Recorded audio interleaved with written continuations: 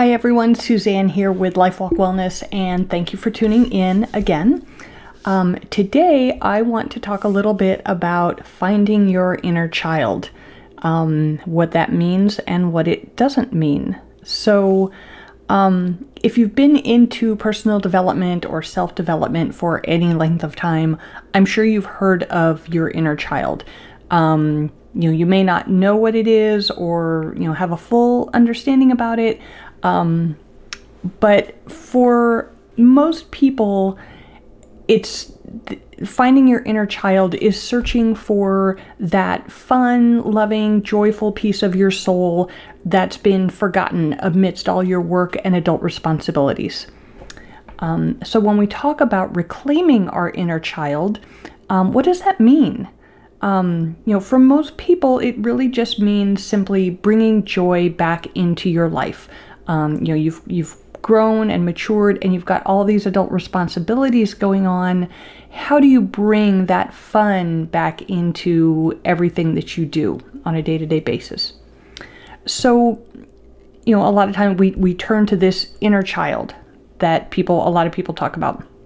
But there really are other inner beings, I guess you could say, archetypes, that often hold us back or are neglected. So what's stopping us is not some lost inner child, so to speak, but typically one or more of these 4 survival archetypes that we all have to one extent or another. Okay, so these 4 survival archetypes are the victim, the saboteur, the prostitute, and the child. In a nutshell, so the victim plays the poor me card. We aren't good enough to write a book. We aren't savvy enough to start a business. We grew up poor, so we'll never have a successful career. This one is all about self-esteem, okay? The saboteur is the one that gets in our own way. We trip ourselves up with our own habits. They set us up for self-destruction. So fear of change is the saboteur's tool of choice. We deflect a compliment instead of just accepting it and saying thank you. We downplay our own talents, sabotaging our career advancement. This one is about choice and following your intuition instead of caving to fear. Okay. The prostitute. Now this one has nothing to do with being promiscuous, but it has everything to do with selling out to the highest bidder.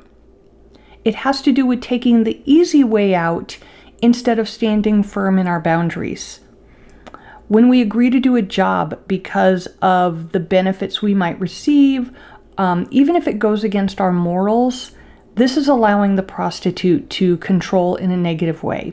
So this archetype is about having faith and about having faith in ourselves and in our core beliefs. And then there's the child. Now there are many faces of the inner child.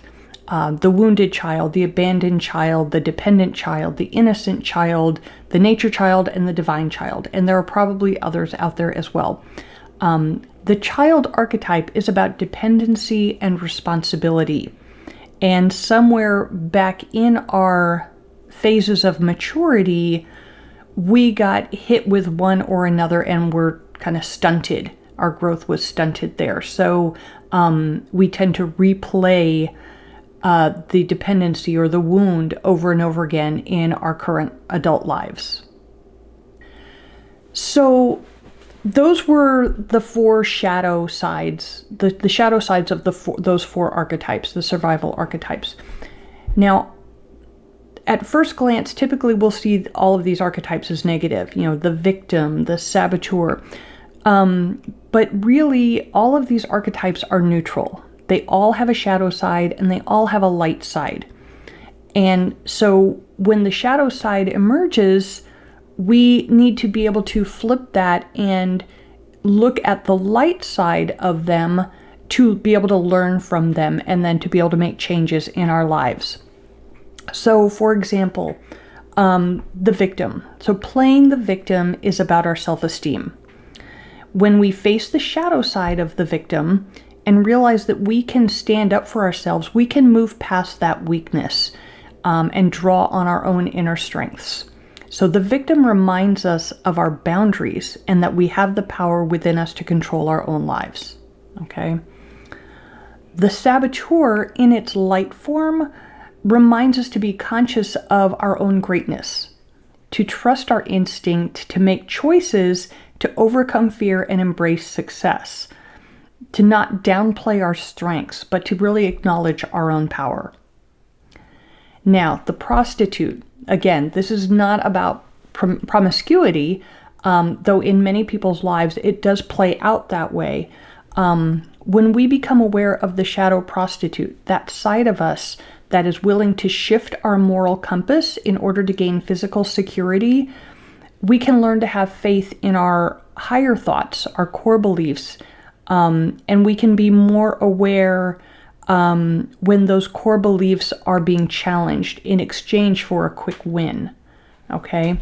For example, if you're in a situation that offers money or security or love, but it's costing you your dignity or your self-esteem, it's time to have faith in yourself and be able to walk away, and knowing that you have the power to say no. Okay? Now, the child archetype. And the child archetype is typically the underlying kind of the base wound that oftentimes feeds into some of the other ones. So the child archetype addresses our sense of safety and nurturing and family. In a perfect world, we would grow up and mature experiencing various different stages, bringing us from dependency as a young child to independence as fully functioning adults. In reality, there are often disconnects along the way that end up holding us back in one way or another as we reach adulthood. So when we confront the wounded child archetype, we can heal and repair those wounds so that we don't repeat them in other parts of our life, abandoning, neglecting, or being overly dependent in work or in our relationships. So this is just a basic overview of the survival archetypes and using them to bring you to face the issues that we're dealing with that are blocking us from bringing that joy and peace and flow back into our lives as adults. So, as you think about, bringing back that inner child, that joy, that fun, take a look at all the different aspects of your life and see if you can determine where the blockages really are.